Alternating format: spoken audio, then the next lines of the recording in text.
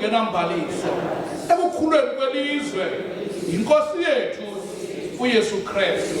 Siyakudumisa nxa amathuba okuzuzwa kofefe ngenxa yethemba lokungcwalisa.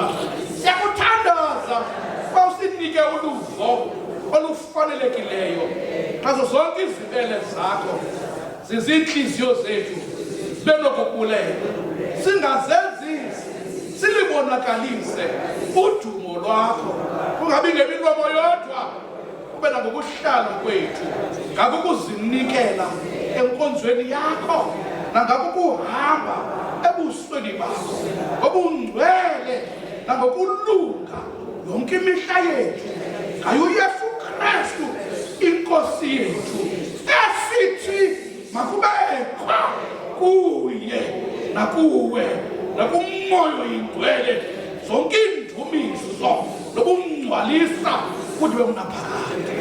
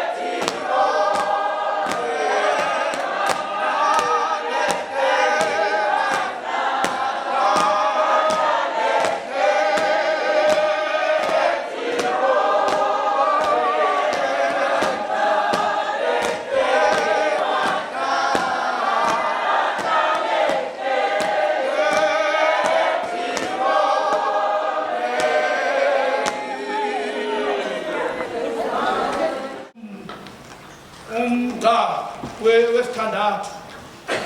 John 14 verse 6.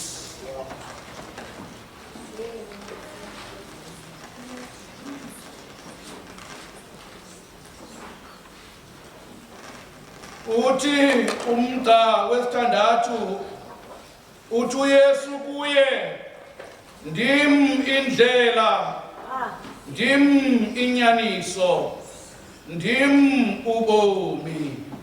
Akukho namnye uzayo kubawo engezi ngam. The English version from the Good News Bible, Jesus answered him, I am the way, the truth, and the life.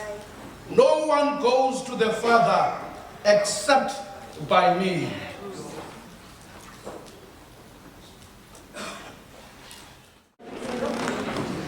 Prepare to come shine. The one about the best of come shine.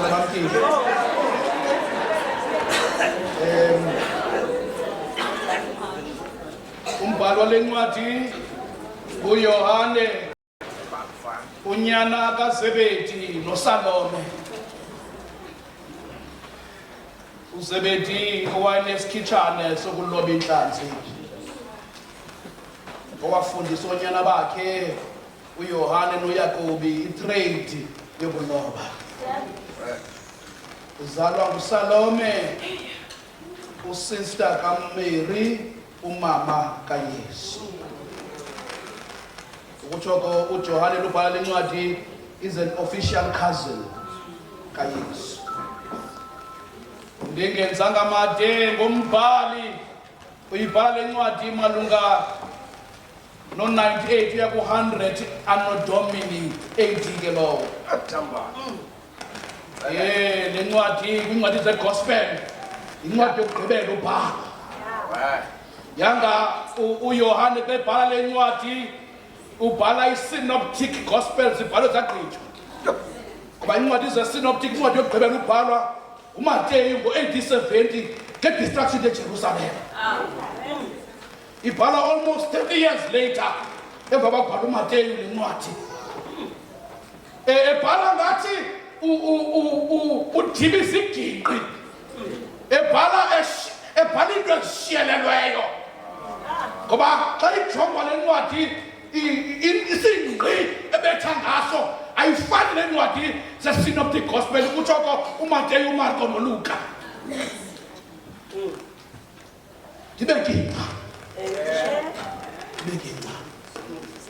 Apha sibalisela ibali kuJohn 14 uYesu ethetha nabafundi bakhe. UYesu uintroduce kubo, uthi kubo inhliziyo yenu mayingakhathazeki.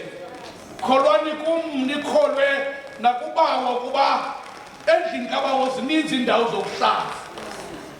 UYesu apha wondlala into angathi ufuna usofnisha inhliziyo zakho. Ngoba uzawachazela ukuba umuntu xa ufuna ukuxela into angadaze kuyo ingasuthi kuye emfondini iya kule ndawo ifele ngoba uyabona kukhona umathola iya kule ndawo ifele kuba uyabona into ba akade ayentakasane kule ndawo afuna ukuya kuyo. UYesu apha ubachazela ba uzabashiya uyemka. Uthi kodwa xa ndinishiya ndizawuphinda ndibuye ndize ndinamkele kum ngokwam ukuze apho ndikhoyo mna nani nibe khona. Apho ke ndiya khona niyakwazi nendlela niyayazi.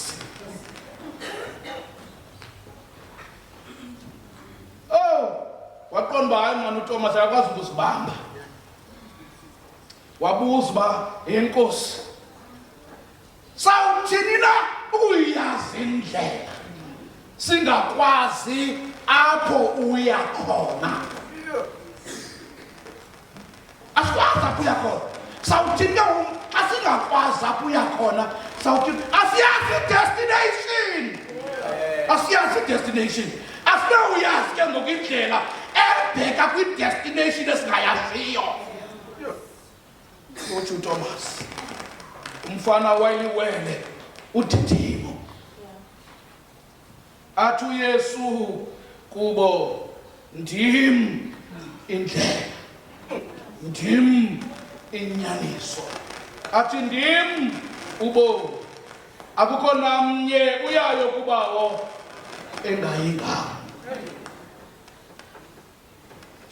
Inzima ke into yokwahlukana kwabantu, sebethandana bengathandani, bevana bengavani, kushushu lubanda uthando, kunzima ukwahlukana. uYesu akaqali ukuthetha abafundi bakhe ngokuhamba kwakhe. Ukhe wathi kuJohn 7 u-33-34 wathi lifutshane ixesha ndinani ndiye kowandithumayo. They did not understand uba uYesu uthetha ukuthini. Uthi niyakundifuna apho ndikhona ningabi nakundifumana nina. They did not understand. Kodwa sifumana ubunwane ngoba uThomas did not pretend to understand into understand hiyo. Ngoba ngamanye amaxesha thina umuntu athi ewe akayazi ukuba usithini khangaqonde. Ngelinye ixesha siyadikwa nangumntu osoloko nje uyabuza. Ubuza mani. Kanti it is in asking the questions that we get the answers. Uthi uYesu impendulo, ndim indlela, ndim inyaniso, ndim ubomi. Uthi Matthew Henry xa itolika lento athi the beginning, the middle and the end. I am the beginning, the middle and the end. The way is unknown, yet the way is well known. Ndim indlela. Ngizawunqambaza ke oxabam bakhona beqasi kwam. Ndibashiyele mna nje eyam ukuthetha ngendlela. Bawuthetha ke bona ngezilandelayo. Xa uYesu esithi ndim indlela, you can imagine umntu in a strange town olahlekayo onikwe directions. Athi umntu ujike left pha, ujike right, esekileni unyuke straight, kwelandela ujike left. Hey mamani, so ingqondo lena seyishushu. Kodwa xa esithi umntu kuwe, athi kuwe, I will come with you, I will show you the way. uYesu wenza loo nto kuthi uhamba nathi endleleni, usithe qhu ngesandla esibonisa indlela, ngoba kuyindlela eya kuyise. Amen. Kuyindlela eya kuBaba. Uhamba nathi. Athi xa umculi emphuthaphutha uYesu athi ndolulela isandla ndithandase ukugagagaga kwale ndlela, ngoba umntu akabuva uYesu uyamqala uhamba naye. Aronke ndingahamba nawe ndiwenyuka amaqhina neentsunguzi ezimnyama, ngoba uYesu nguye loo ndlela. Indlela yobamfiliba ngenxa yesono. Wasenza utata uAdam nomama uEva kuba bebekhona bekuhlaleni ngeke sikuthi hey nasithana kodwa basithana. Kodwa amazulu asenzela inceba. Sathi nangona sibhalwe dumdi to decay, ngoba umvuzo wesono kukufa. kodwa amazulu akhupha kwawo uYesu weze ehlabathini ukuze azaba nguThixo ngumntu. uThixo asibonakalise ngaye kuthi. Ndikhe ndadibana ne-quotation endiye ndayithanda umuntu esithi, sin will fascinate you before it assassinates you. Isono siza kufascinata, siza sinomtsalane sinehoza siza kubizela kuso. Injongo zazo ikwenzakalisa. Asinanjongo zihle ngawe. Kodwa uYesu uthi indlela ebheka kuyise kuba simamkele yena njengenkosi nomsindisi. Uthi ayikho enye indlela, ayikho, akho shortcut kukwamkela uKristu njengenkosi nomsindisi ukuze ukwazi ukuwelela kwabakala ngaphesheya. You know, methods ngexesha esizisebenzisayo kodwa ngamampunge uYesu kuphela onalibango onetikiti nakusiwesa sikwazi udibana nobaba. Yesu kuphela iyo loo ndlela. Athi akakho mnye umlamli phakathi koThixo nomntu, ngumntu uKristu Yesu othe yena ekulikana kwakanoThixo akayenza loo nto yaba liqhoba kodwa usuke wehla wasithoba wathatha imoya yobukhonzi ukuzonke amadolo agobe kuye ngoba he is the way, uyindlela, uyi-GPS yobomi bethu, uyi-compass, uyosinika i-direction, uyi-guide emasihambe ngayo. Otherwise awulahleki endleleni, sibhadule njengeegusha ezilahlekileyo, kodwa sawuyifumana indlela yoba sikwazi ukuhlangana nobawo only through him. Futhela bomama engomeni yaziyo uba umama uhlutha yiyo ukuze azomnqina. Ndithatha nje lithuba ndibulise utata uMshumayeli oseqongeni, ootata bonke abashumayeli nabashumayeli bonke, oomama abashumayeli abakhoyo, ugxa wam osecaleni kwam, oomama, ootata madodana, iintombi, i-guilders, ikwayala, i-fellowship, i-teens, wonke umntu okhoyo ngelikaKristu igama emva kwemini nje molweni. Tata uMshumayeli, Amen. oko ndingonwabanga. I think kumntu ke ongazange akhame kule ndawo, he or she won't understand. Uthi sowonwabile nasendlini ucinge kanene icawa iyafika. Uthi uphela wazi ungazi nalo ubuyazi. Kodwa Tata uMshumayeli, I think it is worth mentioning uThixo simbulela nangeento ezincinci. Andizumenzela amehlo ndithi makaphakame, kodwa I'm grateful for bunyanam angene ecawini. Akhangatsho nobuza ndikhapha, ndimbone kondihleli phaa i-firstborn yangena izondikhapha. Akho nto ndiyithethayo, ndithi nje iseyimile. Ndikhe ndafika kuwe Mkhala, manje senzobonga. Ndabuya ndibona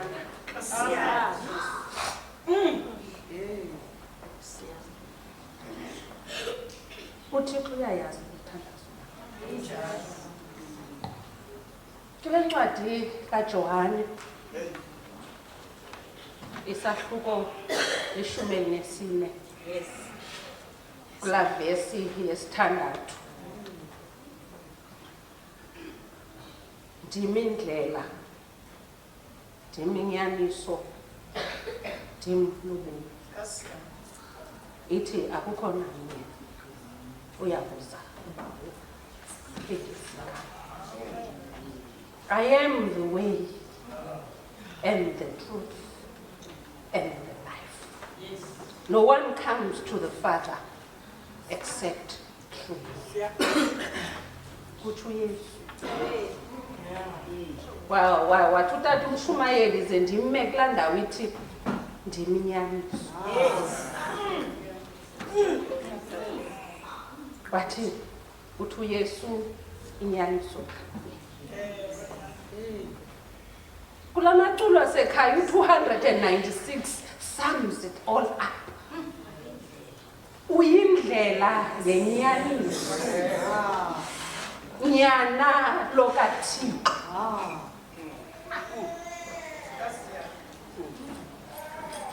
Uthi uYesu, there's no other way okanye ayikho enye into enokusisondeza kubawo ngaphandle kokwazi ukuba inyaniso nguYesu. Ukhumve nomntwana ucangathi akukho bugqwetha kuye. Ngoba unguye inyaniso. uYesu akathi inyaniso ndinayo. Kodwa uthi ndimi inyaniso. Akathi uThixo yinto anayo okanye ayi-inheritileyo. Kodwa esenguThixweni bakhe wanguThixo nenyaniso. Ukuba tata uMshumayeli bendizawuba ne-theme, bendizawuthi unconditional and unchanging truth in changing and trying times.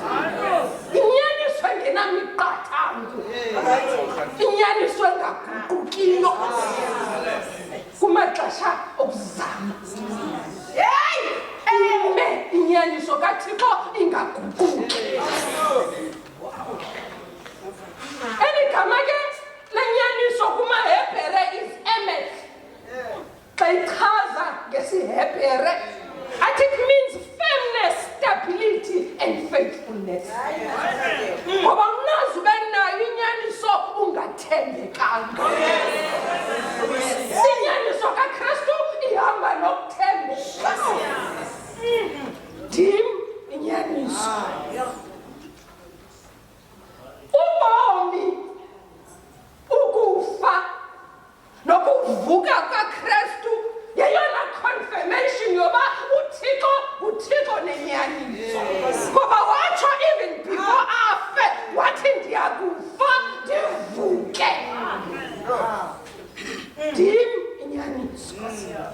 Uthi uJohane kwisahluko se-17 uthi bangcwalise ngayo inyaniso ngoba ilizwi lakho inyaniso. Inyaniso ke kaThixo okanye inyaniso nguKristu ayihlali noba kuphi.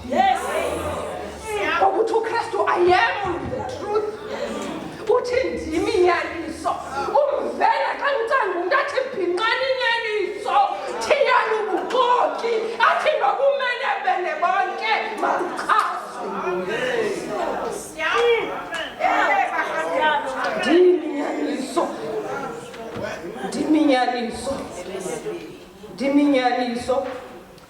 Uthi uKristu xa echaza ukuba inyaniso nguye ebantwini. Kodwa abanye bakhona abantu abakholelwayo he is the truth. Kodwa mna ndime namhlanje uzokuxelela yikho enye inyaniso enokusondeza kwi-salvation ngaphandle kwenyaniso nguKristu. uKristu ngunyana kaThixo. Ayikho enye inyaniso kwizizwe elizele immorality. Kodwa there's only one truth, inyaniso nguThixo. Ilizwe elizele i-confusion kodwa inye inyaniso Yesu. Ilizwe omnye nomnye avukelana nomnye. Ubuxoki yeyona nto ithandwayo kodwa ndifuna uxelela ukuba inyaniso inye nguYesu. I am the truth. Uthi ndimi inyaniso. uthi ndim inyaniso. Kodwa ke xa ndizawuhlala phantsi, we cannot change the truth. Yes. The truth can change us. Yes. Asikwazi ujika inyaniso.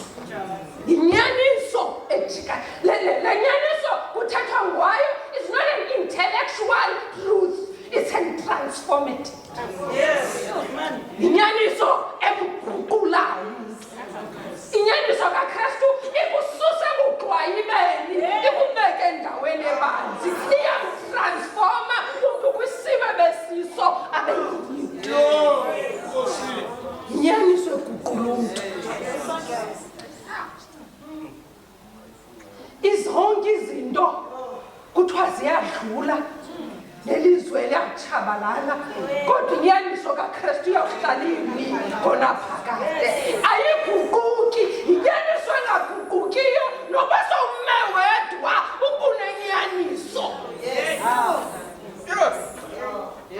Kuba abantu abaninzi bayamthanda umntu angasathethi inyani.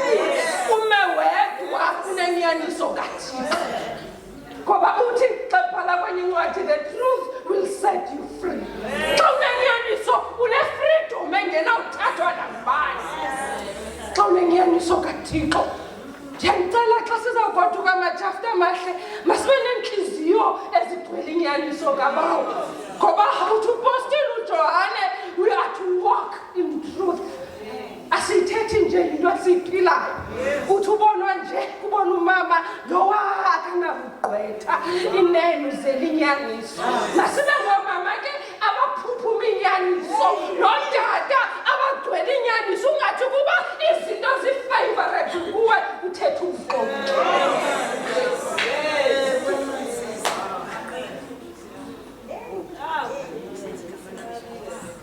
If you abide in my word, you are my disciples indeed. And you shall know the truth. And the truth shall set you free. Uthi uYesu ukuthi ndicinga ngokuthi usebunzimeni. Usithi ngubani ongalisusayo. Ityala elingaka lisentliziyweni. nguYesu kuphela.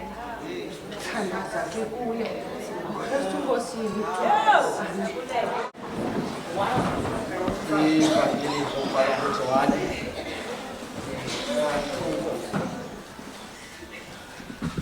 okanye kulamqolo wesizwe sahluko se-19 qolo ngowesi-6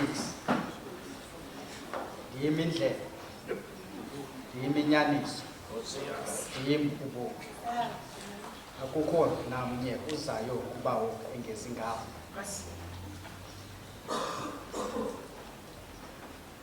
ndim ububi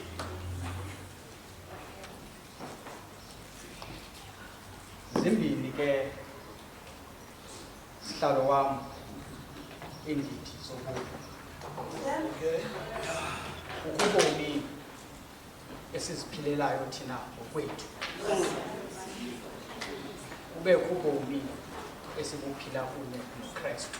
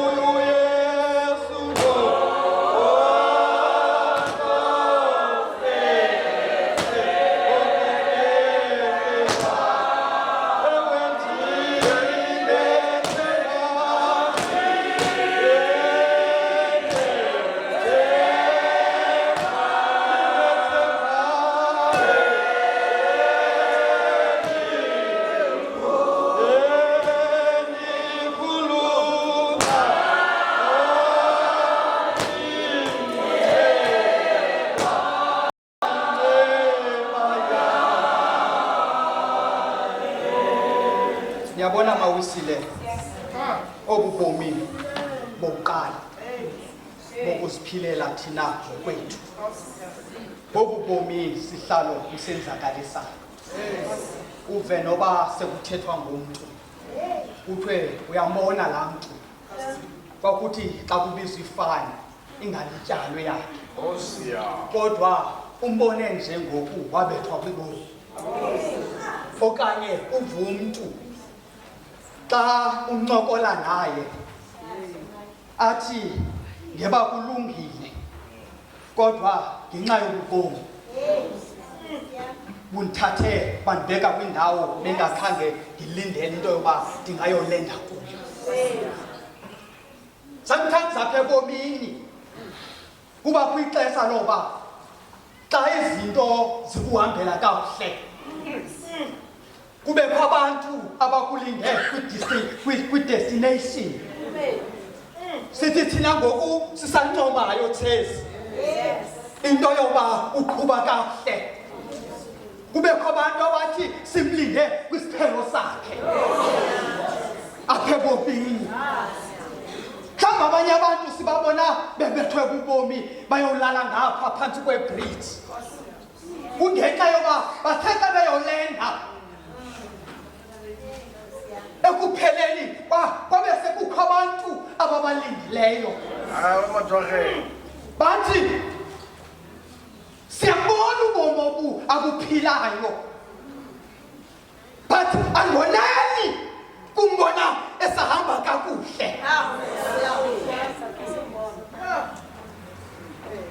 Awutsithe ubomi bakho okwentawulo ekhanyayo ezakosula umntana. Masijonge ke le nto yobomi bokuziphilela. Xa unyana wolahleko ekunye noyise wakhe wadisayida into yoba makaziphilele yena ngokwakhe ebomini bakhe. Wafika engqamini apha kuyise wakhe. Khambona ke sami isabelo ndizawukhawuleze ndihambe. Wathi uyise kuba wayesebalungiselele abantwana bakhe wamnika ilifa lakhe wemka. Uthi umbhali wathi xa emka waphuzwa sitshomi waphuzwa ngamantokazi ngoba xa uphila ubomi abumnandi uyaphuzwa ngabantu bakoyame xa izinto zikuhambela kakuhle. Kodwa lakutshona ilanga emini abantu baphekele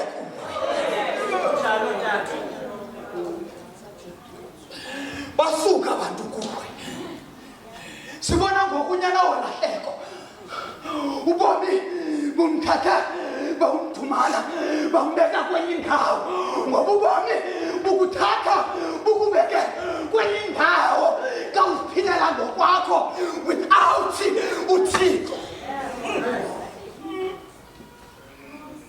Simbona xa kuphela izinto uthi lo mbhali wasondela kumfama othile owayefuye ihagu. Zange nake ndamva ke mna umntu olusa ihagu ndazi ihagu zivulelwa nje zibuye ngexesha lazo. Kodwa yena ngoku simbhanqa ejongene nehagu. Uthi umbhali wade wanqwena ukutya nehagu enqwenela ukuzalisa isisu sakhe ngengqam esesitwa sihagu. Uthi lo mbhali wathetha amazwi unyana wolahleko selubomi bumjikele. Wathi ndiyakusuka ndiye kubawo ndithi kuye bawo ndonile ngakulizulu nasebusweni bakho andisafanele ubizwa njengonyana wakho. Mawenzile kubalulekile xa wendile usuke ungame ndaweninye uxelisa amanzi edam. Uthi ngoku uzibonileyo wonile ungafuni usuka ngoba xa wena mna Thambasa awuphelelanga emonyaneni na wena nothixo le nto sithi unyana walahleko ndiyakusuka ndiye kubaba ndithi kuye ndonile uyazibona into yoba akaphelelanga ekonyeni uyise wena nakubawo wathi awugqiba wasuka nowisile xa usazi into yoba wonile khawusuke kwindawo ahlale kuyo ungazibhizeli ngemixokelelwana yale lizwe uzazi into yoba wonile sukuye kubawo uthi umbhale wathi uyise wakhe ngoba wayenexesha nakuphumilanga ajonge kandawo wayotshona kuyo unyana wakhe uthi lo mbhale wathi sekude engekamboni unyana uyise wathi uyise wambona noba kuthini wandizazi unyana wam laluzapha labitho into andizazi uzalwa ndim lamntana wasukuyise wakithima lithi ibhayibhile wakithima athi amaXhosa wabaleka wabalekuyise wathatha irani ebheka kunyana wakhe wathi akufika akahoya nevumba akahoya nobumdaka wasuke wamanga walala kuye wathi rholani ngumende nimambathise nifake nomsesane wathi awugqiba nikhangelwe etetisiweyo ubomi nabukubetha ucinge emva ekhaya wayazi loo nto unyana walahleko mandiyekeke uyabona ubomi esibuphila sikuKristu ubomi mawisile esibuphila sikuKristu lento fabantu xa singecawa ubona Thambasa singamambeke sinlunga kule cawa ubona umoya uyathetha ngoba kuphila thina kuphila uKristu lento ubona into yoba ngase-ke uthi isikhalo esikhulu ngoba kuphila uKristu ngaphakathi ngoba xa ungazilawuli ulawula ngumoya oyingcwele uyanqunga uyangqunga ngoba kuphila uKristu nangoko sihleli kuKristu asisukunyiswa ngoba kaloku akusaphili thina sakuphila uKristu olapha kuthi ongaphakathi uthi uYesu athi ndim uvuko athi ndim athi ubomi athi okhona kubawo athi akasayikuze athi afe naphakade mawisile noba singabhubha kodwa sibhubhe naphakade ngoba siphila ubomi esikunye noKristu mawisile mandiyabeke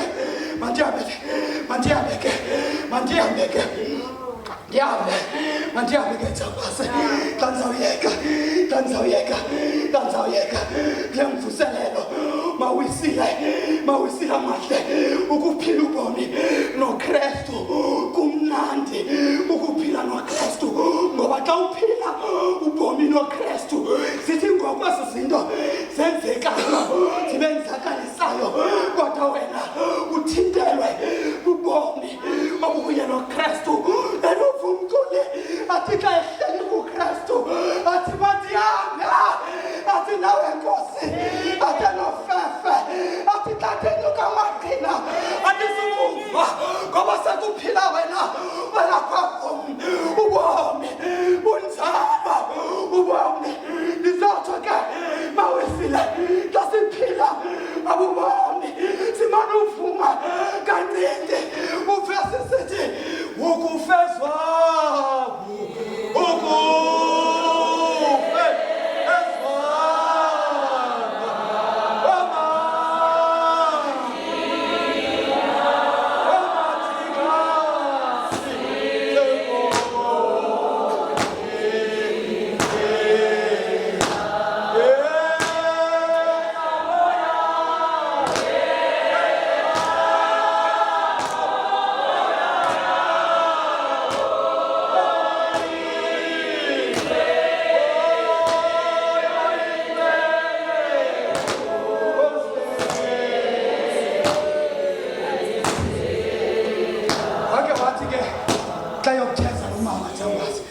wathi xa yokutheza lo mama wathi xa yokutheza lo mama wathi xa yokutheza wathi ibhinqe ixakatho kanti kukho amakhwenkwe asingela ngasentla avusa uxam lamakhwenkwe avusa uxam usile wathi xa ivusa uxam wabaleka lo xam thambase wafika ngakulo mama wathi nalo uthaba lusiza ngasemva wathi ngicela ndibeleke okuba nje kugqithe wathi lo mama anakwazi ukubeleka ngoba unguxam wathi lo mama xa bebuza uzothi ndingumntana wakho wazingama lo mama wabeleka lo xam wathi xa yobeleka afika iziza zanqunga ngoba ziyalazi ivuma akhona ikhoyo zavuma ndimke ubomi ndim ubomi wathi xa kufika amakhwenkwe abuza kulo mama khambone xam wathi lo mama kanti ubone wathiwa yintoni ubelekileyo wathi lusana lam agqitha amakhwenkwe hlala nosana lakho wathi lo mama xa sithi kulo xam ungehla ngoku ndigqibile ukusindisa wathi lo xam andikwazi ukudla ngoba wena uthe ndingumntanakho wahlala uxam ndizotsho ke mawisile ngasikolo uhambo masiyeke ukuziphithela ngezinto ezakusixaka masiyeke ukuziphithela ngezi zinto sithi sasifuna uyeka thambase singakwazi ngoba sasithwala izinto bekufanele into yoba asizithwale wathi umntu aphila ubomi kunye noKristu umvakahle athi xa ndithwala amandla athi xa ndinamandla